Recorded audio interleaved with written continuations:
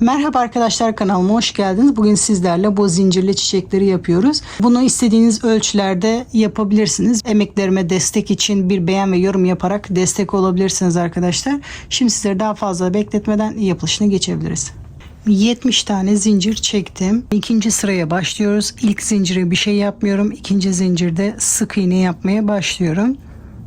Bütün zincirlerin üzerine birer tane sık iğne yapıyoruz sıra sonuna kadar. Bu şekilde sıra sonuna kadar bütün zincirlerin içine birer tane sık iğne yapalım.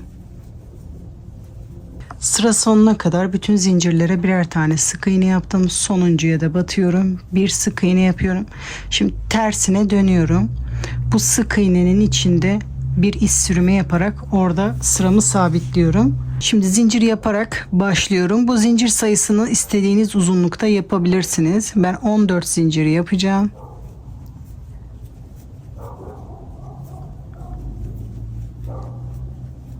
...14 zincir. Bakın ikiye katladığım zaman bu uzunlukta oluyor. Bu da benim için yeterli.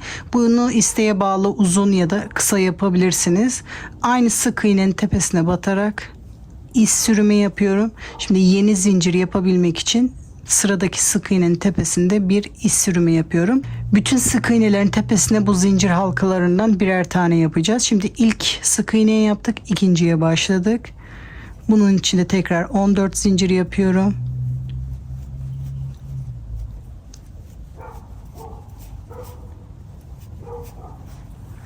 Aynı sık iğne boşluğuna batarak iz sürümü yapıyorum. Bu halkamı bu şekilde bitirmiş oluyorum. Şimdi yenisine başlamak için sık iğnenin tepesinde bir iz sürümü yapıyorum. 14 zincir yapıyorum.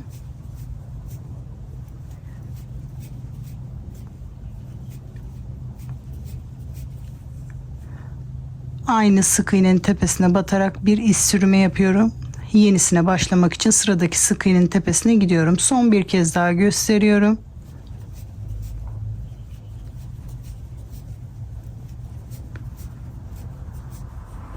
Aynı sık iğne tepesine batarak iz sürümü yapıyorum. Halkamı burada bitiriyorum. Yenisine başlıyorum. Sıradaki sık iğnenin tepesinde bir iz sürümü yaparak başlıyorum. Bu şekilde sırasıyla bütün sık iğnelerin tepesine bu halkalardan yapalım. Sıra sonuna kadar geldim. Sonuncu halkamı da oluşturdum. Bir zincir çekerek ipimi uzun kesiyorum. Dikim aşamasında kullanabilmek için. Bunu 70 zincirle yaptım. Bunu da 40 zincirle yaptım. Aynı şekilde bunu biraz daha küçük yaptım. İpimi iğneye geçiriyorum.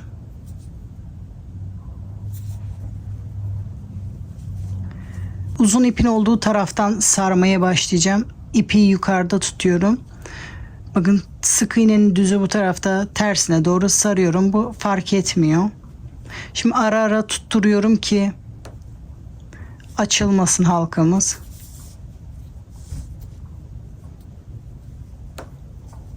Şimdi bir tur çeviriyorum, tekrar dikiyorum. Bunu açılmaması için yapıyorum. Tamamen sararak en sonda dikebilirsiniz. Bu şekilde sararak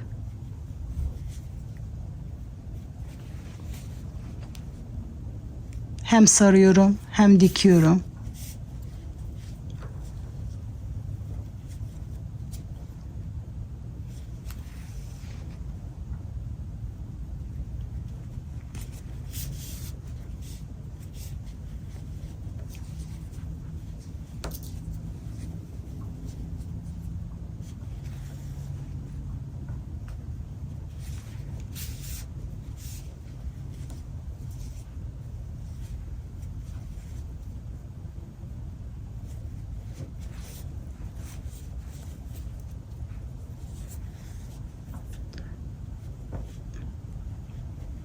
Bu şekilde bütün katlarını tutturmaya çalışıyorum.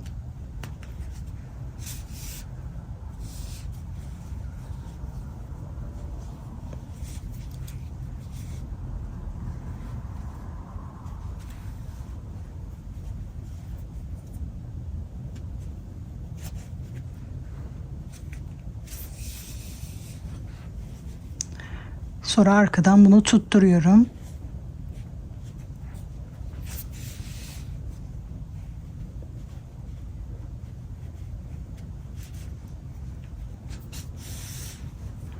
ipimi düğüm atıyorum.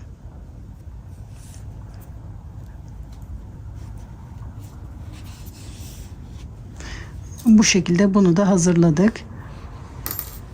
Bitmiş halde bu şekilde oluyor.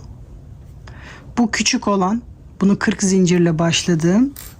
Bu da 70 zincirle başladığım, biraz daha büyük. Bu büyüğünü de aynı şekilde sarıyorum.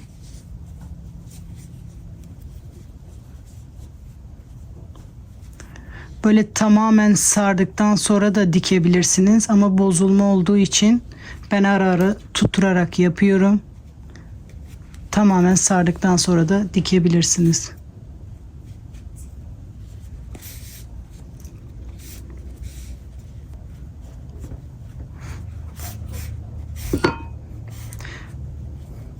Tamamen sardıktan sonra bu arkadan hepsini tutturuyorum. Küçükte yaptığım gibi bunu da tutturuyorum. Sonra arkada düğüm atıyorum.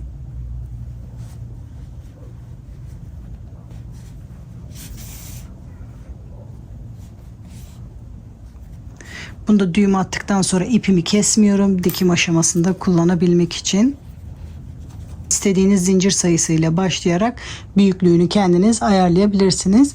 Bu zincirli çiçeğin yapılışı da bu kadar arkadaşlar. Umarım siz de izlerken keyif almışsınızdır. Yapacak arkadaşlara kolay gelsin diyorum. Sıradaki videolarda görüşmek üzere.